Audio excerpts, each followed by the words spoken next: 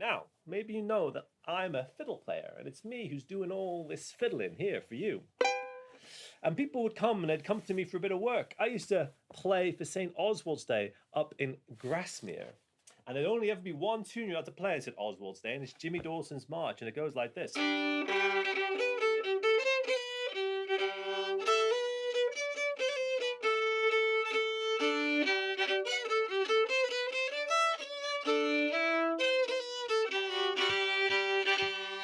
And as you play that through the streets, all the rush maidens, the young ladies from the Grasmere school, all dressed in white, would carry new rushes to form the floor of the church in Grasmere, which had a rush floor.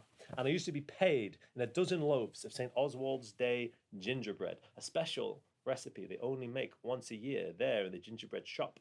And I would chop it up and freeze it, and that would be my social currency for the rest of the year. There's also a tradition over this way in West Cumbria where lovers would be sewn up into a blanket on Midsummer's Eve to get up to all those things that lovers do that only the sun and the moon know about. And traditionally, it would be the fiddler who went and did the sewing with a great big mattress needle and a ball of wool, and then he'd sit there and he'd play the fiddle.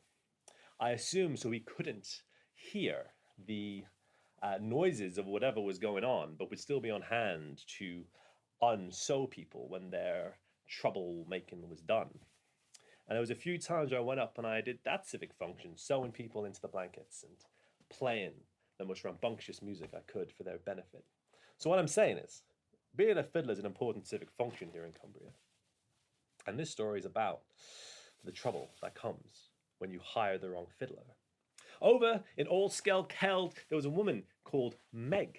Now, she was a pagan, she was a witch, and she got up to all sorts of fun paganly activities, every equinox, every solstice, and also on Halloween. Lots of us still get up to that kind of thing, having a fire out in the hills to celebrate the solstice and the equinox. Problem is, her witchy activities only happen after sunset, and we're so far north here on the summer solstice, it's a very small window, only about 4 hours of dark between the gloaming, which you could get up to that business. And the local priest was worried because this solstice happened to fall on a Saturday, which would mean that she only had about 2 hours of darkness or less before they strayed into the Lord's Day. So he asked the local fiddler, he says, hey, if Meg comes and asks you to play for her dance, would you turn it down just this one time? Because you're a good, pious man.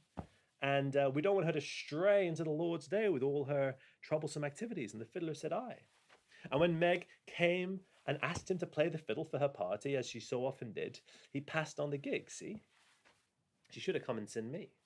I'm very flexible and an enthusiastic sinner. But anyway, I wasn't born back then. But then Meg sees somebody else, a rider on a great black horse with tall boots, so tall they might have hidden hooves, if there were indeed hooves on his feet.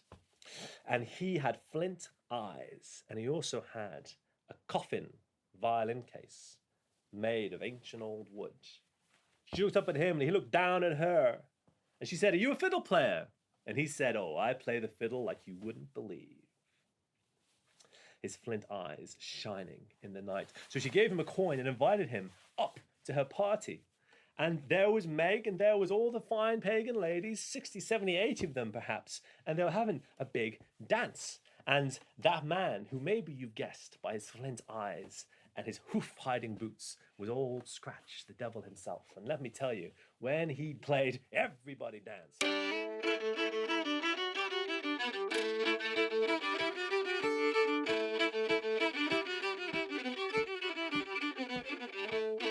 Bodies passing back and forth, round in a great big circle.